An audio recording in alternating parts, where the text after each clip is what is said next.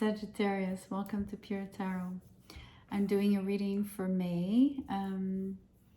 Might be for the whole month or some portion of the month. I just want to let the cards speak up. So I'm going to draw initially, the first card will be out of the Moonology deck.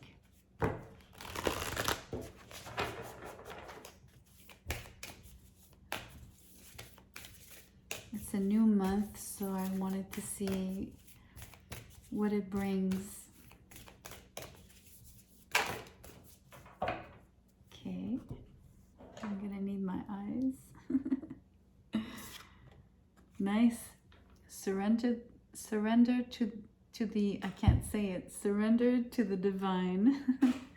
It's a full moon, so maybe the next full moon, I think it's on the 16th, will be highlighted for you. I like the word surrender, right? It's interesting because in our fast-paced society, you know, we've got everything covered. We need to know where we're going. We need to, you know, so it's sometimes more difficult to really let go and surrender. And for me, surrender is really like letting yourself flow, let yourself be taken by the current and not fight or swim up the current, right? Fight against it, or so that's interesting. It also brings the idea that you have to know where the current is flowing, so that becomes like a personal thing where you need to know where your own flow, where it's naturally taking you, and you need to place yourself so that you actually, you know, feel that it's a surrender and that you're going with it. Anyway, let's get some tarot.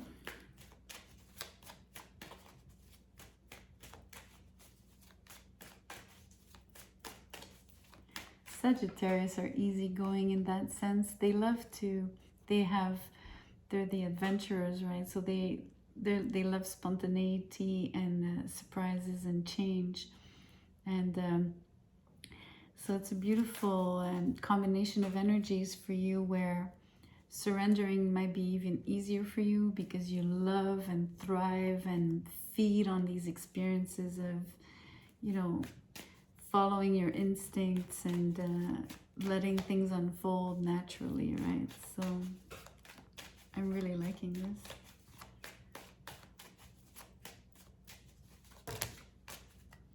There's a bunch of cards that fell. They didn't turn, but I'm going to take them all. It's a huge storybook, but it's cool.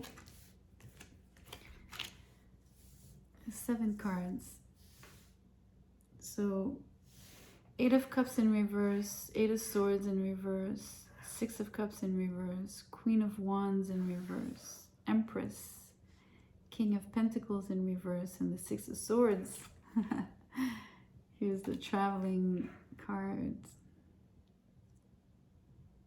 On to a new adventure already.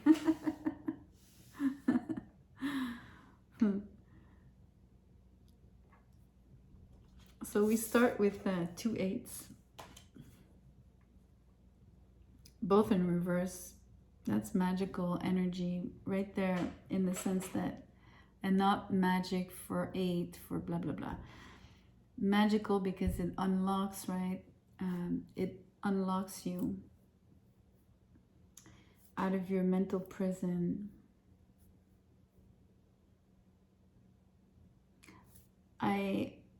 For me, I'm actually not minding that the 8 of Cups is in reverse here, meaning that you're in one place, because I think it took to be trapped in one place like this, to be stuck. So initially she was trapped here in the circle. So it took that energy of being trapped to be able to come out of that mental prison. mental prison driven by past memories, negative emotions.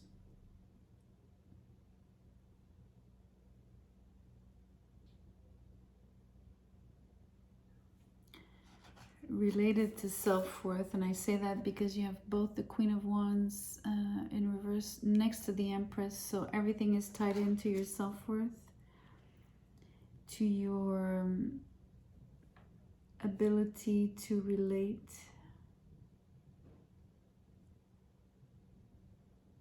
to even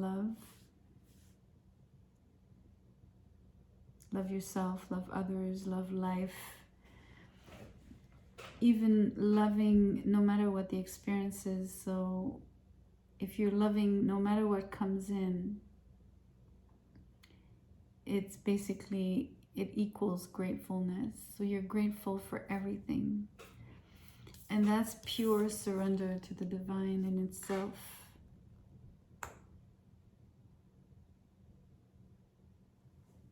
Because it means you're allowing, by being grateful, you're allowing everything to take place.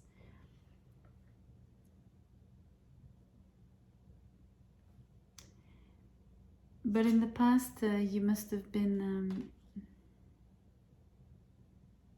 you must have had low self-esteem.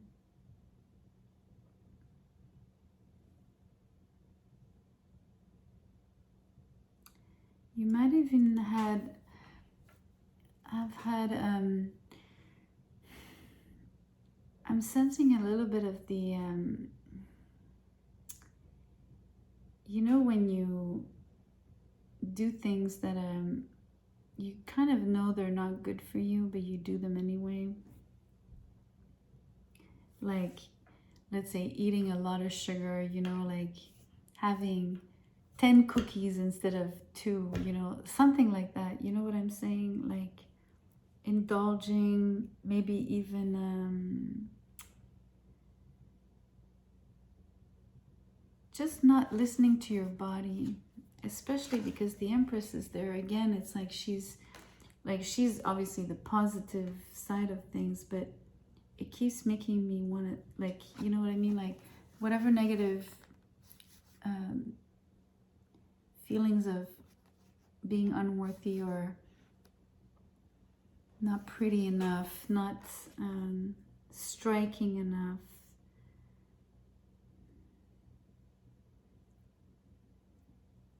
It's linked to your self-worth with the Empress, your capacity to love, to extend yourself.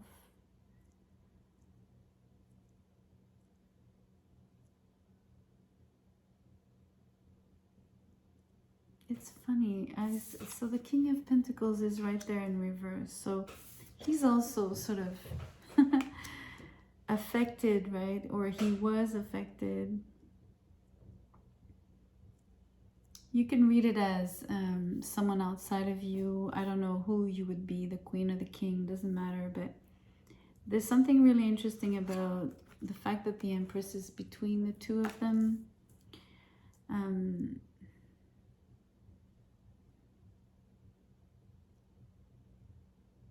It's like the Empress is almost, how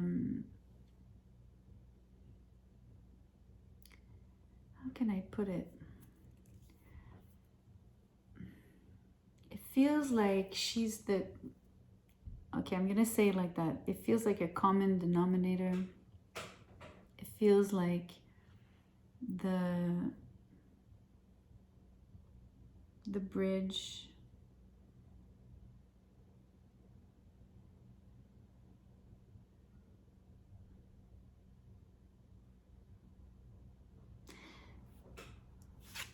I'm not reading it, what I'm sensing now mostly, I don't know why, for me, Sag, obviously, because this is a fire, like it's Leo, Sag, or, you know, Aries, Leo, Sag kind of energy here. The Wands is fire. That would be you, Sagittarius. So I'm sensing this King of Pentacles to be your capacity to earn money again, because the Empress is there. So that might have been affected in the past as well.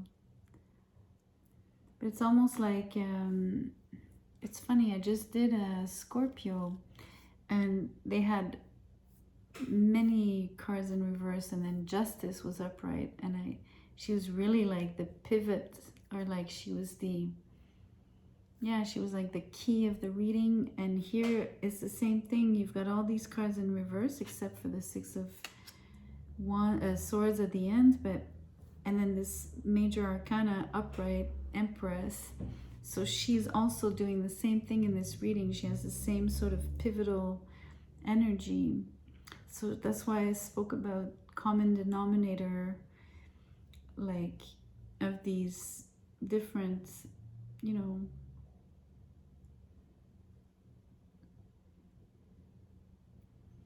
she's like she's like the key that unlocks for you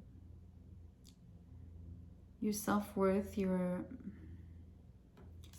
capacity to be grateful and surrendering. She's allowing, right? She's just allowing things to come. And she doesn't force things, so she knows her flow. Whereas all the other cards before were showing me, like negative emotions, being trapped, feeling stuck. But that was a necessary passage. And then we have another passage at the end, which is extremely positive, because that's exactly going with the flow, right? You're going in the sense, in the direction of the currents. Or at least I like to imagine that on this card, right?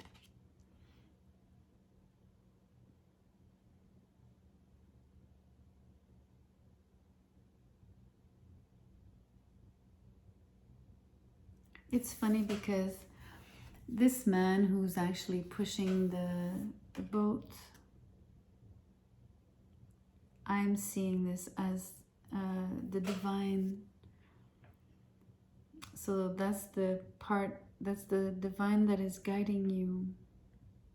He's pushing you along, right? Asking you to go with the flow. Almost showing you your direction, because divine knows the direction. And so does the Empress in a way, right? She listens, she pays attention, but mostly she allows. That's beautiful.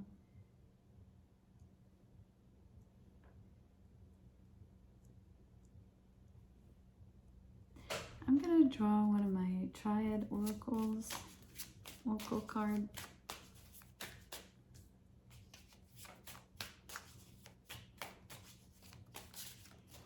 So this definitely, the word passage is sticking with me.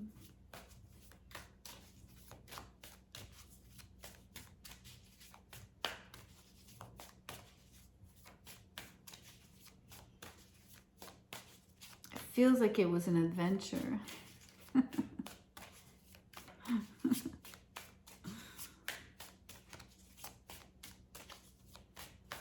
I'm hoping for the card to flip by itself. Ah, this one. Ooh. What a card. It says, it's in French, it says pénitence. In English, I think it's penitence. I don't know if you say the same word. Let me see. There is the translation here in English. Yeah, penitence. Punishment, pain, sentence, atonement. Goodness. What a passage. Wow. I'm gonna draw one more.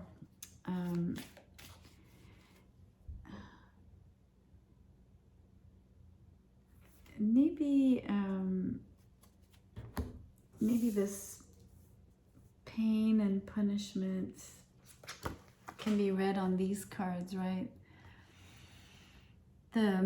negative memories, the past experiences that were difficult, being very stuck, and in the past being very caught up. Even if you're coming out of it, it was there. So it might have felt like punishment to you. It might have felt obviously very painful. I'm looking at the keywords here. Like a sentence, I mean, we do say it's mental prison here, so it's like a prison sentence. But I will draw another card for you. That's a little harsh to leave you with. Let's see. Birth. And you have a golden egg. That is incredible. That is so divine. It is just so purely divine. Unreal. And it's 33. And you have Mars, Venus, all the zodiac signs. I love this card. That's cool. Okay, 33. Baby, infant, growing, home, evolution. Wow. You know what I'm tempted to say? You're moving towards this. You're moving towards this beautiful, incredible, divine experience. So this birth could be obviously symbolic, right? You're birthing yourself, you're birthing your mission, because by following and first of all, by identifying and deciding to surrender and going with the flow is basically when you really fully embrace your mission, right? Where you're actually fully embodying sacredness, or what's most sacred to you, right? For your soul. It's really beautiful. The union of masculine, feminine. You could see it as obviously the reproduction necessary for birth, for especially if there's the word baby and infants. But it's growth and evolution, and it's beautiful. Especially after the punishment card, my God, it's such a contrast. It's such a contrast.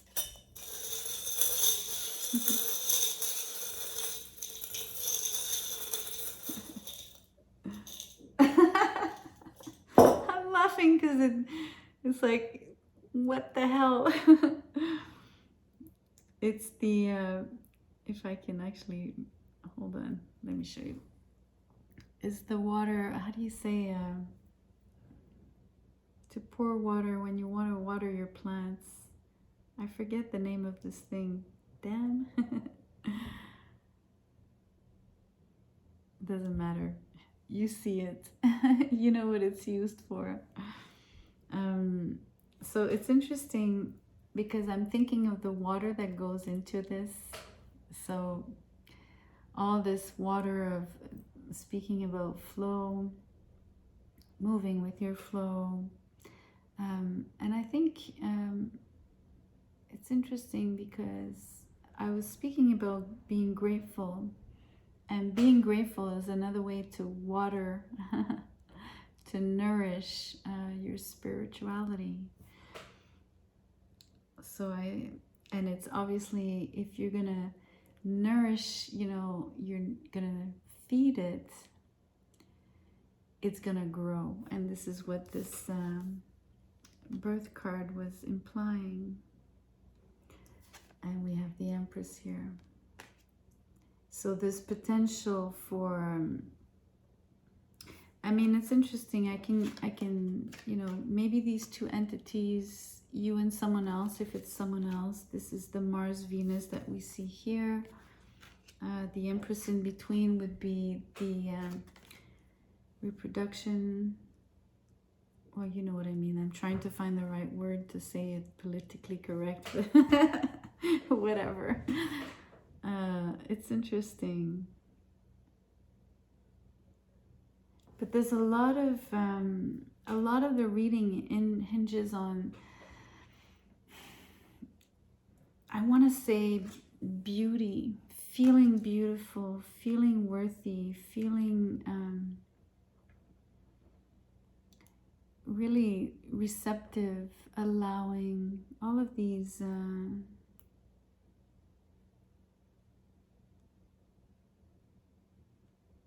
being in touch with that part of yourself.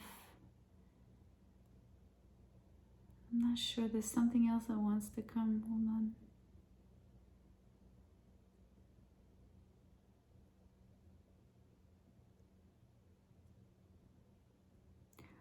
There's something about what and who you're feeding with this energy. You know, the Empress, she creates abundance in an exponential way. So she feeds everybody. So I find it interesting that I'm thinking about maybe being a little bit selective, but at the same time, I think, and I'm going to contradict myself and I don't mind, it also feels like unconditional love and universal love, right? So in that sense, then it's not selective. So there's something about feeding that love for something so vast that in turn feeds your own sense of self-worth and your own beauty, like internal beauty. Anyway, so this will definitely go on the birth card as, you know, something to be nourished and taken care of and watered, you know. Beautiful. So I will see you on the next reading. On your way out, please like, share, and subscribe if you haven't. See you soon.